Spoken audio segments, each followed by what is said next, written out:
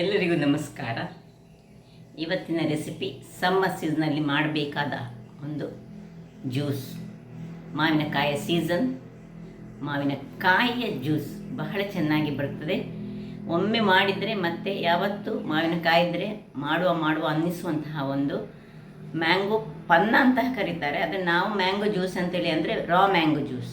ಹಾಗಾದರೆ ಯಾರೆಲ್ಲ ನನ್ನ ಚಾನಲನ್ನು ನೋಡ್ತಿದ್ದೀರಿ, ಯಾರೆಲ್ಲ ಇನ್ನು ಸಬ್ಸ್ಕ್ರೈಬ್ ಮಾಡಿಲ್ಲ, ದಯವಿಟ್ಟು ಸಬ್ಸ್ಕ್ರೈಬ್ ಮಾಡಿ ಸಪೋರ್ಟ್ ಮಾಡಿ ಅಂತ ಹೇಳುತ್ತಾ ಬನ್ನಿ ಯಾವ ರೀತಿ ಮಾಡೋದನ್ನು ನೋಡೋಣ. ನಮಸ್ತೆ ಮಿತ್ರರೇ. ಬಿಸಿಲಿನ ಧಗೆ ಯಾವ ರೀತಿ ಉಂಟು ಹೇಳಿದರೆ ಅದರ ದಾಹವನ್ನು ತಣಿಸಲಿಕ್ಕೆ ಏನಾದರೂ ದಿನಕ್ಕೊಂದು ಜ್ಯೂಸ್ ಬೇಕೇ ಬೇಕು. ಇವತ್ತು ಒಂದು ನಿನ್ನೆ ಮಾಡಿದಂತಹ ಮಾವಿನಕಾಯಿಯ ರೆಸಿಪಿಯ ಒಂದು ತುಂಡು ಮಾವಿನಕಾಯಿ ಉಂಟು. ಇದರಿಂದ ಒಂದು ಮಾವಿನಕಾಯಿಯ ಒಂದು ಜ್ಯೂಸನ್ನು ಮಾಡೋಣ. ಬಹಳ ಚೆನ್ನಾಗಿ ಬರ್ತದೆ ಮತ್ತು ಬಹಳ ರುಚಿಕರವಾಸ ಆಗಿರ್ತದೆ. ನೋಡಿ, ನಾನು ಇದಕ್ಕೆ ಒಂದು ಕಲ್ಲು ಸಕ್ಕರೆಯನ್ನು ತೆಗೆದುಕೊಂಡಿದ್ದೇನೆ. ಇದನ್ನು ಸ್ವಲ್ಪ ಗುದ್ದಿಕೊಂಡು ನಾವು ಮೊದಲಿಗೆ ಸ್ವಲ್ಪ ಪೌಡರ್ ಮಾಡಿಟ್ಕೊಳ್ಳೋಣ, ಅಥವಾ ಮಿಕ್ಸಿಯಲ್ಲಿ ಹಾಕಿ ಸಹ ಪೌಡರ್ ಮಾಡ್ಕೊಳ್ಬೋದು. ಸೊ ಇದನ್ನು ಪೌಡರ್ ಮಾಡ್ಕೊಳ್ತೇನೆ. ಇನ್ನಿಲ್ಲಿ ಒಂದು ಸ್ವಲ್ಪ ಕೊತ್ತಂಬರಿ ಸೊಪ್ಪು, ಸ್ವಲ್ಪ ಪುದೀನ ಸೊಪ್ಪು, ಇಲ್ಲಿ ಇದು ಬ್ಲ್ಯಾಕ್ ಸಾಲ್ಟ್, ಸ್ವಲ್ಪ ಚಾಟ್ ಮಸಾಲ, ಒಂದು ಅರ್ಧ ಲಿಂಬು ಸಹ ಬೇಡ, ಒಂದು ಕಾಲು ಲಿಂಬು ಸಹ ಸಾಕಾಗ್ತದೆ, ಸ್ವಲ್ಪ ಪಿಂಕ್ ಸಾಲ್ಟ್, ಒಂದು ಕಾಯಿ ಮೆಣಸು ಮತ್ತು ಸ್ವಲ್ಪ ಐಸ್ ಇದ್ದರೆ ಬಹಳ ಚೆನ್ನಾಗಿ ಬರ್ತದೆ. ಸೊ ಇದು ಐಸನ್ನು ನಾನು ಇಂತಹ ಪಾತ್ರೆಗಳಲ್ಲಿ ನೋಡಿ, ನಾನು ಬಿಸಿ ತಣ್ಣಗಾದ ನೀರನ್ನು ಇದನ್ನು ಡೀಪ್ ಫ್ರೀಸಲ್ಲಿ ಮಾಡಿಕೊಂಡು ಇಟ್ಕೊಳ್ಳೋದು. ಸೊ ಇಲ್ಲೀಗ ಮೊದಲಿಗೆ ನಾವು ಈ ಮಾವಿನಕಾಯಿಯನ್ನು ಕಟ್ ಮಾಡೋ ಮೊದಲು ನಾನಿಲ್ಲಿ ನನ್ನ ಹತ್ರ ಜೀರ ಪೌಡರ್ ಇರೋದಿಲ್ಲ, ನಾನು ಜೀರವನ್ನು ಆಗಾಗಲೇ ಯೂಸ್ ಮಾಡಿ ಜೀರವನ್ನು ಸ್ವಲ್ಪ ಫ್ರೈ ಮಾಡಿ ಇಟ್ಕೊಂಡಿದ್ದೇನೆ, ಅದಲ್ಲಿರಲಿ. ಈಗ ಮಾವಿನಕಾಯಿಯನ್ನು ಕಟ್ ಮಾಡ್ತಿದ್ದೇನೆ, ಸಣ್ಣದಾಗಿ ಸುರಿಗೆ ಕಟ್ ಮಾಡ್ಕೊಳ್ಳೋಣ. ವೀಕ್ಷಕರೇ, ಇದರ ಈ ಗೊರಟಿನಿಂದ ಸಹ ಎಲ್ಲ ಸಿಪ್ಪೆಯನ್ನು ತೆಗೆದುಕೊಳ್ಬೇಕು. ಮೊದಲು ಸಿಪ್ಪೆ ಇದ್ದರೆ ಮಾತ್ರ ಈ ಒಂದು ಜ್ಯೂಸ್ ಅಷ್ಟು ಚೆನ್ನಾಗಿ ಬರೋದಿಲ್ಲ. ಚೆನ್ನಾಗಿ ಸಿಪ್ಪೆಯನ್ನು ತೆಗೆದು ಗ್ರೇಟ್ ಮಾಡಿಕೊಂಡ್ರೆ ಸಾಕ್ತದೆ, ಅಥವಾ ಹೀಗೆ ಸಣ್ಣದಾಗಿ ನಾವು ಕಟ್ ಮಾಡಿಕೊಂಡ್ರೆ ಸಾಕ್ತದೆ. ಈಗ ಇದನ್ನೆಲ್ಲವನ್ನು ಸಹ ಒಂದು ಸಣ್ಣ ಹೆಚ್ಚಿಟ್ಟುಕೊಂಡದಂತನ್ನು ಮಿಕ್ಸಿ ಜಾರಿಗೆ ಹಾಕೊಳ್ಳೋಣ. ಹಾಕ್ಕೊಂಡು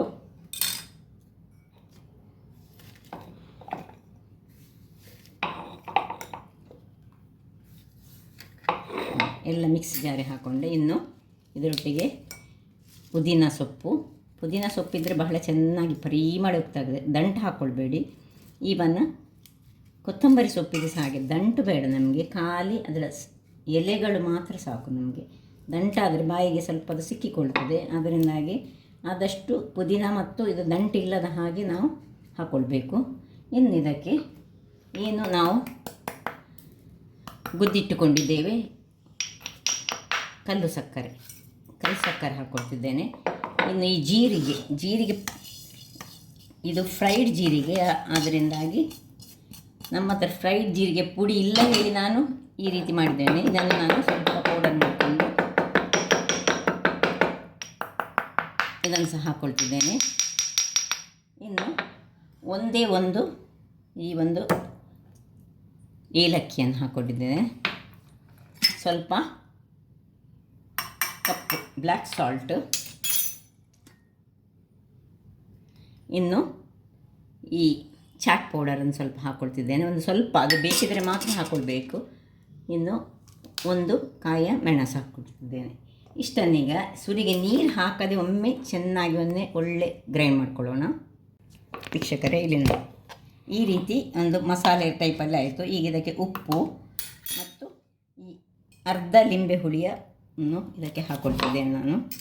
ಲಿಂಬೆಯ ರಸ, ದೊಡ್ಡ ಲಿಂಬೆ ಅದರಿಂದಾಗಿ, ಸಣ್ಣ ಲಿಂಬೆ ಆದರೆ ಒಂದು ಇಡೀ ಲಿಂಬೆ ಹಾಕ್ಕೊಳ್ಳಿ. ಇದು ದೊಡ್ಡ ಲಿಂಬೆ, ಸೊ ಅರ್ಧ ಲಿಂಬೆಯ ರಸ ಹಾಕಿ ಇನ್ನೊಮ್ಮೆ ಲಿಂಬೆ ಹಿಂಡಿದ ನಂತರ ಪುನಃ ಇದಕ್ಕೆ ಸ್ವಲ್ಪ ನೀರನ್ನು ಹಾಕ್ಕೊಳ್ತಿದ್ದೇನೆ. ಪುನಃ ಇದನ್ನು ಚೆನ್ನಾಗಿ ಒಮ್ಮೆ ಗ್ರೈಂಡ್ ಮಾಡಿ ತರ್ತೇನೆ. ವೀಕ್ಷಕರೇ, ಇಲ್ಲಿ ನೋಡಿ ಈ ರೀತಿಯಾಗಿ ಒಳ್ಳೆ ಫೈನಾದ ಒಂದು ಪೇಸ್ಟ್ ರೆಡಿ ಆಯಿತು. ಈಗ ಇದನ್ನೊಂದು ಇದಕ್ಕೆ ಟ್ರಾನ್ಸ್ಫರ್ ಮಾಡಿಕೊಡೋಣ.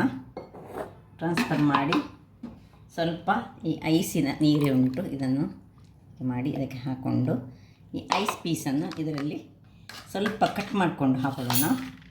ಸೊ ಹೀಗಲ್ಲದೆ ನೀವು ಐಸ್ನ ಕ್ಯೂಬ್ಸ್ಗಳನ್ನು ಸಹ ಯೂಸ್ ಮಾಡ್ಕೊಳ್ಬೋದು. ನಾನು ಈ ರೀತಿಯಲ್ಲಿ ಯಾವಾಗಲೂ ಮಾಡ್ಕೊಳ್ಳೋದು. ಸೊ ನೋಡಿ, ಈ ಒಂದು ಸೆಕೆಗೆ ಬಹಳ ಚೆನ್ನಾಗಿ ಬರ್ತದೆ. ಈಗ ಇದಕ್ಕೆ ಸ್ವಲ್ಪ ನೀರನ್ನು ಹಾಕ್ಕೊಳ್ಳೋಣ. 1 ಲೋಟದಷ್ಟು ನೀರನ್ನು ತೆಗೆದುಕೊಂಡಿದ್ದೇನೆ. ನಾವು ತೆಗೆದುಕೊಂಡದ್ದು ಒಂದು ಅರ್ಧ ಬೌಲಿನಷ್ಟು ಮಾವಿನ ತುರಿ, ಅಷ್ಟಕ್ಕೆ ಅದರಲ್ಲಿ 2 ಲೋಟಗಳಷ್ಟು ಚೆನ್ನಾದ ಒಂದು ಚೆನ್ನಾಗಿ ಬಂತು.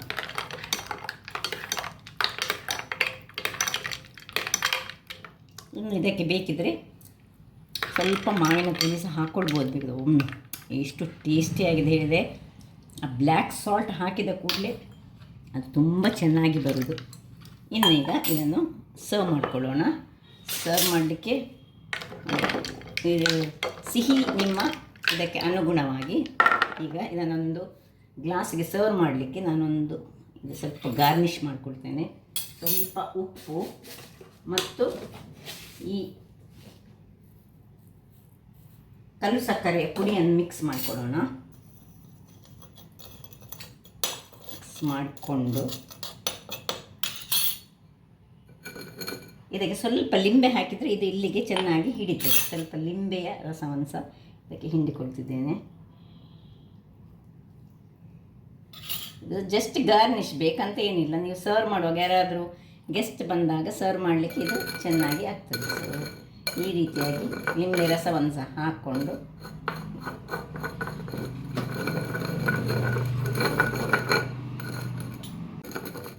ಈ ರೀತಿಯಾಗಿ ನಾವು ಜಸ್ಟ್ ಒಂದು ಗಾರ್ನಿಷ್ ಮಾಡಿಕೊಳ್ಳಿಕ್ಕೆ ನಾನು ಮಾತ್ರ ಮಾಡಿಕೊಂಡದ್ದು. ನೋಡಿ ಏನು ಚೆನ್ನಾಗಿ ಬರ್ತದೆ ಹೇಳಿದರೆ, ಐಸಿನೊಟ್ಟಿಗೆ ಬಹಳ ಚೆನ್ನಾಗಿ ಬರುವಂತಹ, ಇದರಲ್ಲಿ 2 ಗ್ಲಾಸ್ನಷ್ಟು ಆಗ್ತದೆ. ಸೊ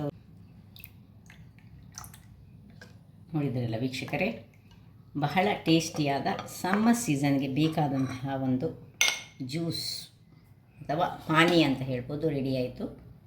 ಹಾಗಾದರೆ ನೋಡಿದ್ರಲ್ಲ ಯಾವ ರೀತಿಯಲ್ಲಿ ಈ ಒಂದು ಮ್ಯಾಂಗೋದಿಂದ ಸಹ, ಅದು ಸಹ ಕಾಯಿ ಮ್ಯಾಂಗೋ, ರಾ ಮ್ಯಾಂಗೋದಿಂದ ಮಾಡಿದಂತಹ ಒಂದು ರುಚಿಕರವಾದ ಪಾನೀಯ.